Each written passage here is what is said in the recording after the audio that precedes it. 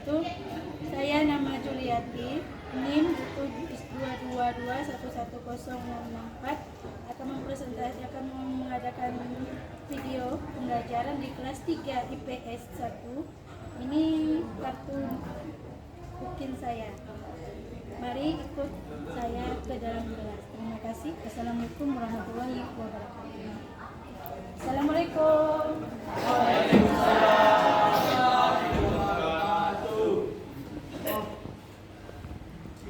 Istaidu kubu adimussalam. Assalamualaikum warahmatullahi wabarakatuh.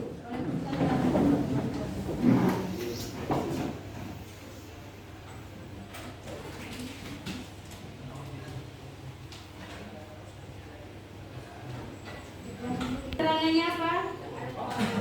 Alfa. Selanjutnya Alfi Demak, keterangannya jurnal, di bawah mengisi jurnal. Datang jurnal ya.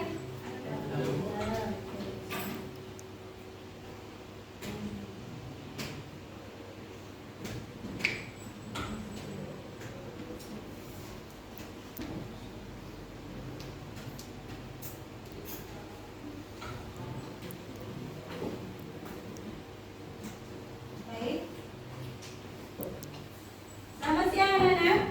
Siang, Bu. Alhamdulillah. Apa kabar semuanya? Alhamdulillah luar biasa. Allahu Akbar. Nah, berarti semangat ya. Padahal tadi udah istirahat. Udah makan?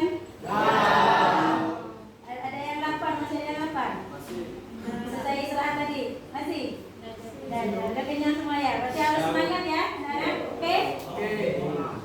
Oke, baik. Hari ini sebelum memulai pembelajaran, marilah kita sama-sama membaca basmalah. Bismillahirrahmanirrahim. Apa yang kita lakukan semoga mendapat ridho dari Allah SWT. Ini dan nanti ketika Ibu akan menjelaskan, apa masih ingat materi minggu lalu? Ada yang masih ingat? Tentang peran kerajaan Islam yang ada di Indonesia. Ada yang terlupa ya. Oke. Ada beberapa peran kerajaan Islam di Indonesia, terutama yang pertama kali itu adalah kerajaan Samudra. Apa peran dari kerajaan Samudra Pasai? Apa? Suaranya agak keras. Nah, kita peran kerajaan Samudra Pasai bagi perkembangan Islam di Indonesia apa? Sebagai jalur sebagai jalur masuknya Islam, itu lewat dengan perdagangan. Karena itu kerajaan Samudra Pasai adalah kerajaan yang paling pertama kali, berarti dengan jalur perdagangan itu banyak proses para ulama atau para masyarakat, orang-orang dari luar negeri atau dari daerah itu masuk lewat jalur perdagangan. Oke, baik. Pada hari ini kesempatan Ibu akan menyampaikan materi hari ini, yaitu tentang tentang peran umat videonya ya.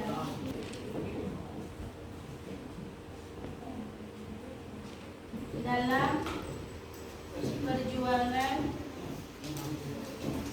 kemerdekaan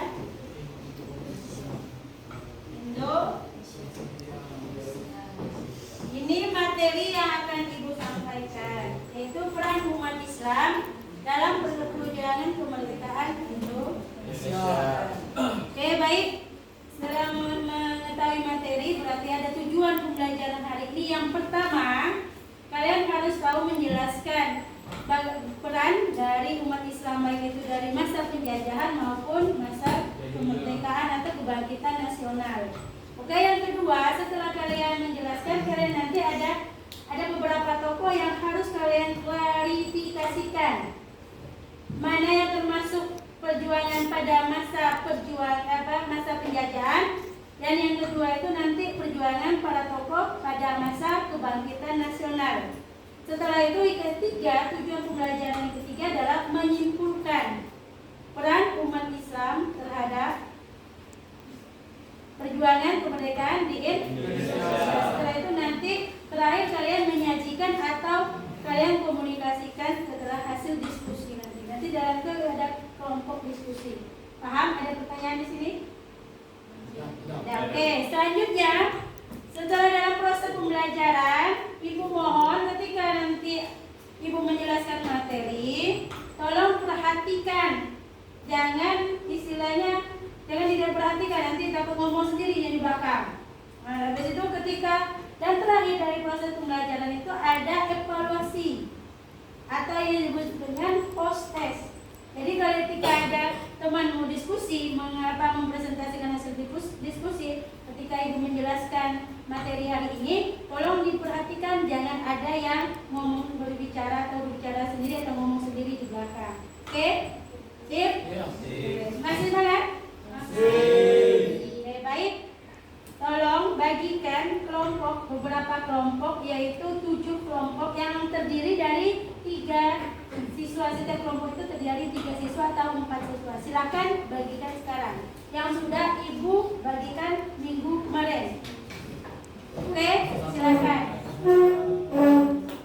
Yang sudah Ibu bagikan, dari cepat. Oke.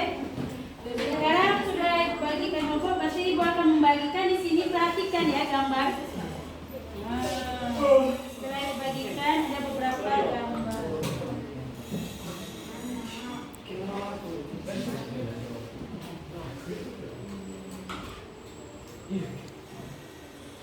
Oke, kelihatan enggak? Perhatikan ini gambar apa nanti ya. Nah, ini ada beberapa gambar. Silakan perhatikan, amati, amatilah. Gambar sebenarnya ini ada. Dan Ibu pegang kalau memang nggak jelas di sini ada. Oke, Ibu bagikan. Kalian amati gambar tersebut satu-satu ya nanti ya. Setelah kalian amati nanti Ibu bagikan. Ini kelompok 1. Oke, Ibu bagikan ya. Ini kelompok 3. Ini kelompok 5. Haji Agus Besari. Ini 6. Dan terakhir ini kelompok 7 itu Kiai Haji. Kertas nanti buat tabel yang itu nanti ada buat tabel ya, saya bagikan.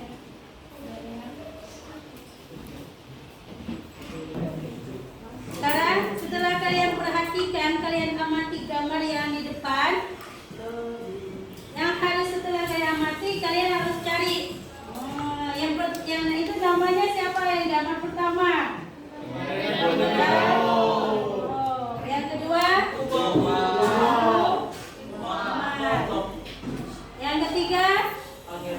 Pangeran Antasari. Yang keempat? Pos itu adalah Haji Umar. Selanjutnya gambar yang ke 5 adalah itu gambar apa? Haji Agus. Yang ke 6 Kiai Haji.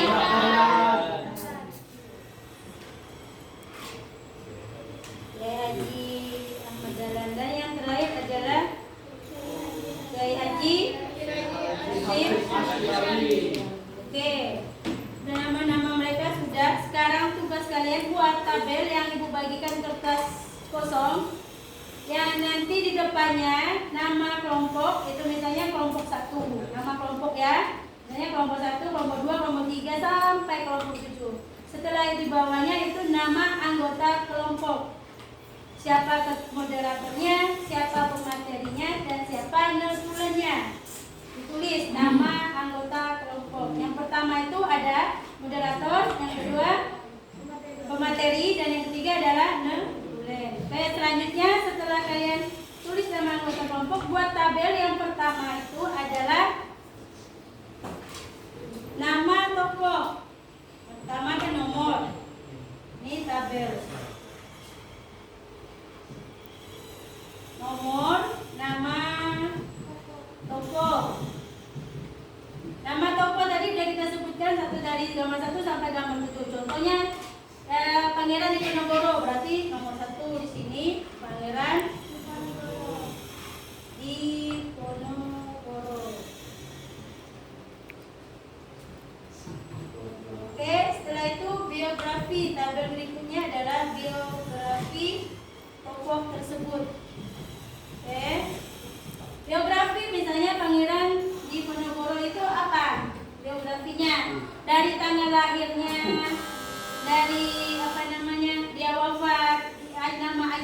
siapa, ibunya siapa, terus masa kecilnya bagaimana, di mana dan sebagainya. Oke, sampai terakhir adalah wafat, tanggal berapa dia wafat dan dimakamkan di mana.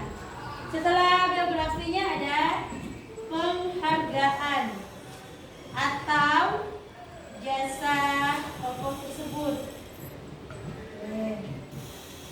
Misalnya Pangeran Diponegoro, penghargaan atau jasa Pangeran Diponegoro itu apa? Pahlawan Nasional Republik Indonesia. Itu perannya, jasa atau penghargaannya. Jadi jadi pahlawan nasional, apa yang selain jasa yang dilakukan oleh Pangeran Diponegoro? Oke, ada pertanyaan di sini? Nggak ada? Oke, sekarang diskusikan. Ibu kasih waktu 15 menit. Cukup? Oke, silakan kerja sekarang. Udah selesai semuanya hasil diskusi? Oke. Sekarang ibu akan tempelkan mana nanti kalian yang ibu kasih gambar tadi. Tolong tempelkan di depan yang termasuk perjuangan umat Islam pada masa penjajahan dan mana tokoh yang termasuk perjuangan umat Islam pada masa kebangkitan nasional.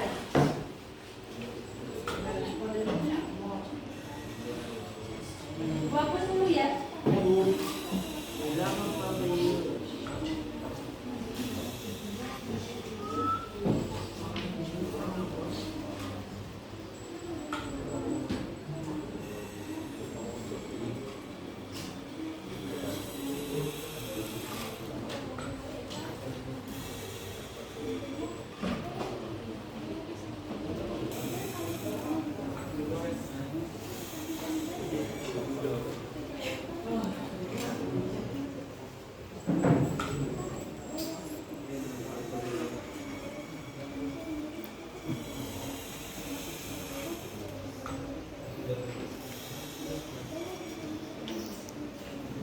Kelihatan enggak?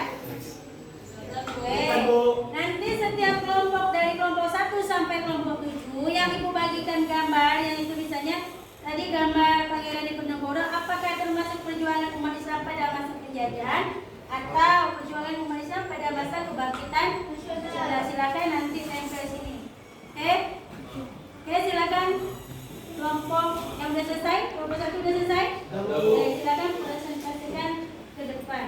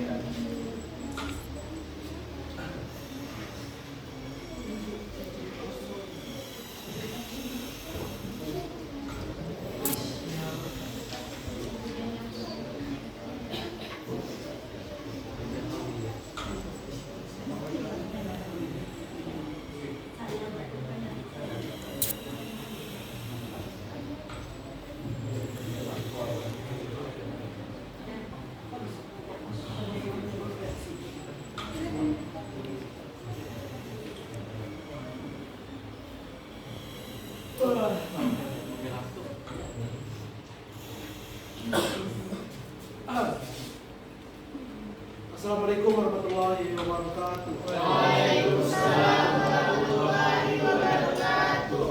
Berdirinya kami tiga di sini dan merupakan salah satu anggota dari kelompok 1 akan menjelaskan mengenai Pangeran Diponegoro. Untuk penjelasan materinya, saya silakan kepada pemateri kami, yaitu Rizky Pratama Wibowo. Kepada Rizky Pratama Wibowo, waktu dan tempat dipersilakan. Assalamualaikum warahmatullahi wabarakatuh. Waalaikumsalam warahmatullahi wabarakatuh. Saya Rizky Pratama Wibowo, pemateri dari kelompok 1 akan membacakan tentang biografi dan penghargaan atau tanda jasa dari Pangeran Diponegoro. Untuk teman-teman sekalian dipersilakan menyimak dan menyediakan pertanyaan ya. Yang pertama adalah Pangeran Diponegoro. Pangeran Diponegoro lahir di Bendara Raden Mas Antawijaya 11 November 1785 di Ngayogyakarta, Adiningrat, dan wafat pada 8 Januari 1855 pada umur 69 tahun di Makassar atau pada saat itu disebut Hindia Belanda, dan dimakamkan di Kampung Melayu Wajo pada Makassar di Sulawesi Selatan. Dan penghargaan atau peran dari Pangeran Diponegoro adalah sebagai pahlawan nasional. Sekian materi dari saya. Assalamualaikum warahmatullahi wabarakatuh. Baiklah, itu adalah materi singkat mengenai Pangeran Diponegoro yang menjelaskan tentang di mana lahirnya, di mana tempat dia meninggal, dan lain-lain sebagainya. Karena materi kami sudah selesai, kami akan membuka sesi tanya jawab. Bagi kelompok yang ingin bertanya, disilakan angkat tangan, dan juga jangan lupa ucapkan salam dan tidak perlu malu-malu.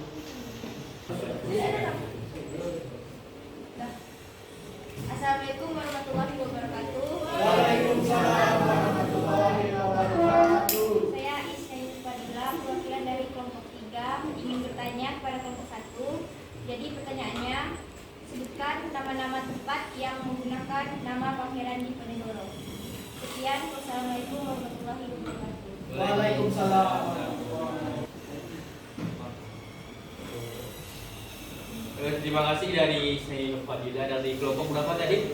Kelompok 3 sudah menanyakan pertanyaan. Dari pertanyaannya tadi, bisa disebutkan nama-nama tempat yang menggunakan nama Pangeran Diponegoro. Saya sebutkan ada 4. Yang pertama adalah Stadion Diponegoro, yang kedua Jalan Pangeran Diponegoro, yang keempat Universitas Diponegoro atau Undip, yang ketiga Universitas Diponegoro atau Undip, yang keempat Kodam 4 atau Kodam Diponegoro. Sekian dari saya. Apakah untuk Isnaini Nufadila jawabannya sudah jelas? Sudah, terima kasih. Terima kasih untuk pertanyaannya. Wassalamualaikum warahmatullahi wabarakatuh. Waalaikumsalam warahmatullahi wabarakatuh. Baiklah, sekian dari materi kelompok kami. Terima kasih atas perhatiannya. Mohon maaf jika ada salah tingkah, laku ataupun perkataan kami yang berkenan di hati kalian semua. Kami ucapkan mohon maaf sebesar-besarnya. Akhir kata saat kami ucapkan wallahu muwaffiq ila aqwamit thariq. Wassalamualaikum warahmatullahi wabarakatuh. Kelompok terakhir, silakan maju dan presentasikan hasil diskusinya.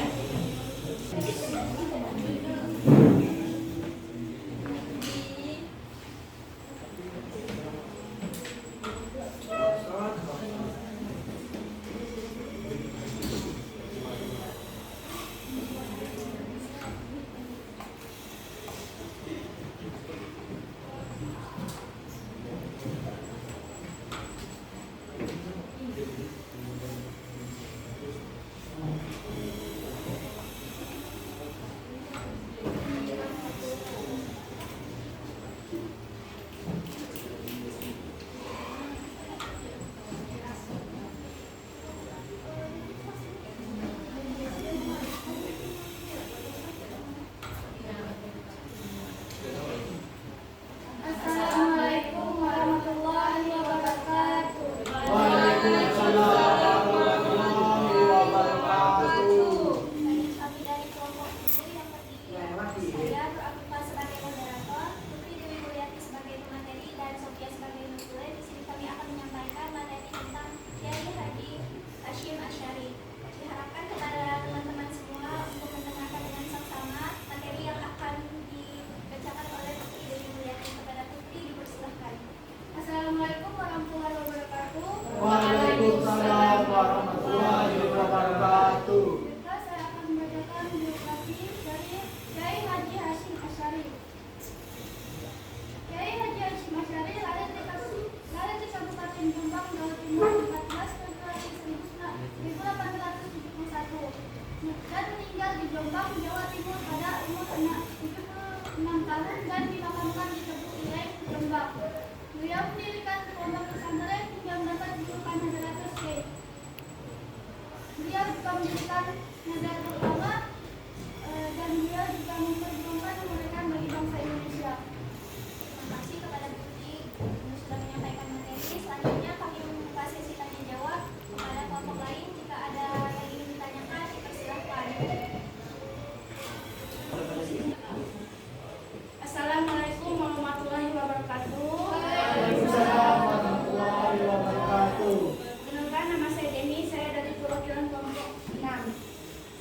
bertanya, apa isi resolusi Jihad NU Kiai Haji Hasyim Asy'ari?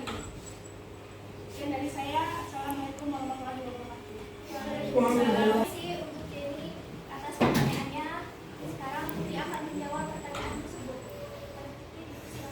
Baik, saya akan membacakan pertanyaan dari Jenny tentang apa isi teks resolusi Jihad Nahdlatul Ulama. Resolusi Jihad Nahdlatul Ulama sebagaimana pernah dimuat di Harian Kedaulatan Rakyat Jakarta edisi nomor 26 tahun ke-1 Jumat lagi 26 Oktober 1945. Tuntutan Nahdlatul Ulama kepada pemerintah Republik Indonesia supaya mengambil tindakan yang sepadan. Resolusi Wakil-Wakil Daerah Nahdlatul Ulama seluruh Jawa Madura. Bismillahirrahmanirrahim. Resolusi Rapat Besar Wakil-Wakil Daerah Konsum 12 Perhimpunan Nahdlatul Ulama seluruh Jawa Madura pada tanggal 21 sampai 22 Oktober 1945 di Surabaya. Mendengar bahwa di tiap-tiap daerah di seluruh Jawa Madura ternyata betapa besarnya hasrat umat Islam dan alim ulama di tempatnya masing-masing untuk mempertahankan dan menegakkan agama, kedaulatan negara Republik Indonesia merdeka. Menimbang bahwa untuk mempertahankan dan menegakkan negara Republik Indonesia menurut hukum agama Islam termasuk sebagai satu kewajiban bagi tiap-tiap orang Islam. Bahwa di Indonesia ini warga negaranya adalah sebagian besar terdiri dari umat Islam. Mengingat bahwa oleh pihak Belanda atau Indonesia dan di Jepang yang datang dan berada di sini telah banyak sekali dijalankan kejahatan dan kekejaman yang mengganggu ketentraman umum. Bahwa semua yang dilakukan oleh mereka itu dengan maksud melanggar kedaulatan negara Republik Indonesia dan agama dan ingin kembali menjajah di sini, maka beberapa tempat telah terjadi pertempuran yang mengorbankan beberapa banyak jiwa manusia. Bahwa pertempuran itu sebagian besar telah dilakukan oleh umat Islam yang merasa wajib menurut hukum agamanya untuk mempertahankan kemerdekaan negara dan agamanya. Bahwa di dalam menghadapi sekalian kejadian-kejadian itu perlu mendapat perintah dan tuntutan yang nyata dari pemerintah Republik Indonesia yang sesuai dengan kejadian tersebut. Memohon dengan sangat kepada pemerintah Republik Indonesia supaya menentukan satu sikap dan tindakan yang nyata serta sepadan terhadap usaha-usaha yang akan membahayakan kemerdekaan dan agama dan negara Indonesia, terutama terhadap pihak Belanda dan kaki tangannya, supaya memerintahkan melanjutkan perjuangan bersifat sabilillah untuk tegaknya negara Republik Indonesia merdeka dan agama Islam. Surabaya 22. Nah, untuk jadi apakah sudah paham? Alhamdulillah sudah. Sekian presentasi dari kelompok kami. Mohon maaf apabila terdapat kesalahan. Akhir kata, wabillahi taufiq wal hidayah. Wassalamualaikum warahmatullahi wabarakatuh. Waalaikumsalam. Hasil diskusi itu akan membahas atau memberikan argumen atau penguatan apakah tokoh tersebut termasuk perjuangan umat Islam pada masa penjajahan dan tokoh yang termasuk perjuangan umat Islam pada masa kebangkitan nasional. Di beberapa kelompok ada yang betul dan ada yang salah. Oke. Yang pertama kita perhatikan kelompok yang pertama yaitu oranye, yaitu Pangeran Diponegoro. Itu termasuk perjuangan umat Islam pada masa penjajahan. Betul atau salah? Betul. Oke, itu kelompok. Sekarang kelompok dua tadi adalah Tengku Umar. Tengku Umar yang menyampaikan pada perjuangan umat Islam pada masa kebangkitan nasional. Berarti salah. Oke, kelompok tiga. Pangeran Antasari, apakah termasuk perjuangan umat Islam pada penjajahan atas tapi letak pada kebangkitan nasional? Apakah itu termasuk perjuangan umat Islam pada kebangkitan nasional? Berarti termasuk ke penjajah ketika pejuang pada masa penjajahan. Berarti ada tiga tokoh yang termasuk pejuang Islam pada masa penjajahan. Yang pertama adalah Pangeran Diponegoro, yang kedua Tengku Umar dan Pangeran Antasari. Oke, selanjutnya yang termasuk pejuang tokoh umat Islam pada masa kebangkitan nasional. Yang pertama adalah Osco 4. Selanjutnya kelompok 5 adalah Haji Agus Salim, itu betul. Dan kelompok 7 adalah Haji Agus Salim. Cuma satu kelompok yang salah menempatkan tokoh pejuang masa kebangkitan nasional adalah Kiai Haji Ahmad dan bukan termasuk di bagian penjajahan. Berarti setelah penjajahan baru kemerdekaan. Oke, ada pertanyaan?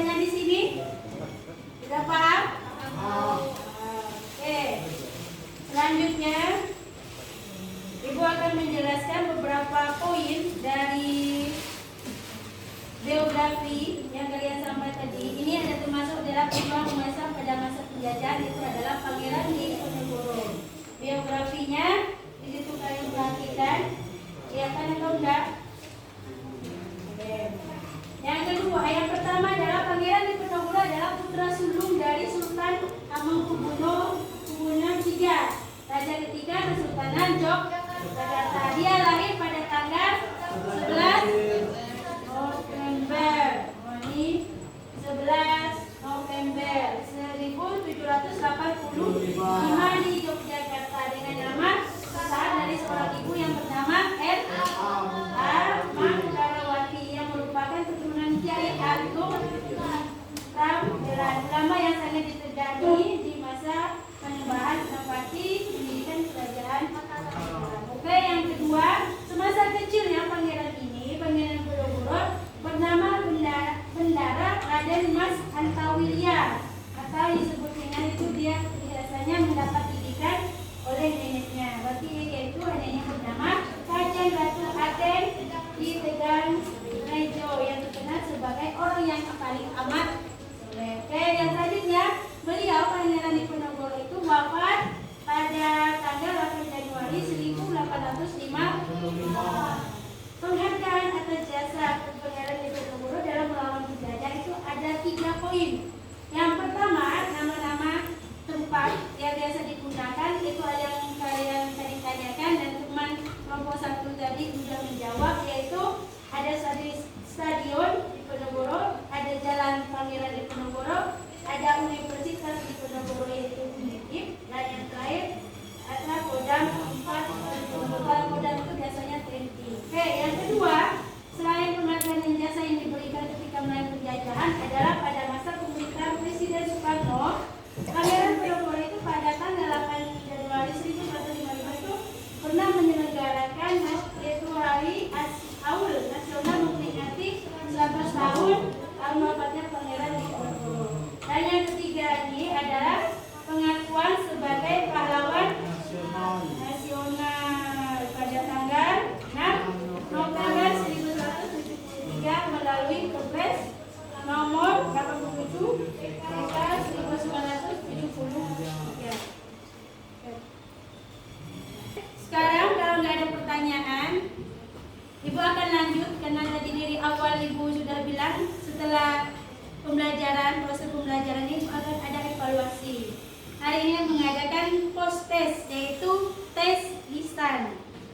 Oke, siapa di antara kalian yang bisa menjawab, nanti ada penghargaan. Istilahnya dapat nilai 100 kalau bisa menjawab. Oke, pertanyaan yang pertama.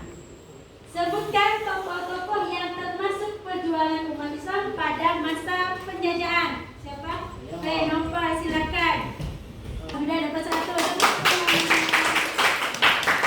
Oke, pertanyaan kedua. Sebutkan tokoh-tokoh perjuangan umat Islam pada masa kebangkitan nasional. Bu. Oke, Rizky. Yang pertama Kiai Haji Ahmad Dahlan. Oke, yang yang pertama. kedua Kosyo Kaminoto. Oke. 3 Haji Agus Salim dan keempat Kiai Haji Hasyim Asyari. Oke, betul apa salah? Betul. Alhamdulillah. Berarti apa yang Ibu sampaikan dan Ibu jelaskan, kalian bisa memahami dari materi tersebut dengan hasil tadi dengan mengadakan post test, dan dari antara teman kalian bisa menjawab. Jadi untuk mengakhiri pertemuan kali ini, apakah di antara kalian yang bisa memberikan kesimpulan materi kita itu tentang peran umat Islam dalam memperjuangkan kemerdekaan di Indonesia? Ada? Saya Bu. Oke, silakan Gita. Baiklah, saya akan menjawab kesimpulan pembelajaran kita pada hari ini, yaitu meneladani kegigihan para pejuang dalam mewujudkan kemerdekaan Indonesia. Oke, alhamdulillah. Tepuk tangan. Ada kesimpulan.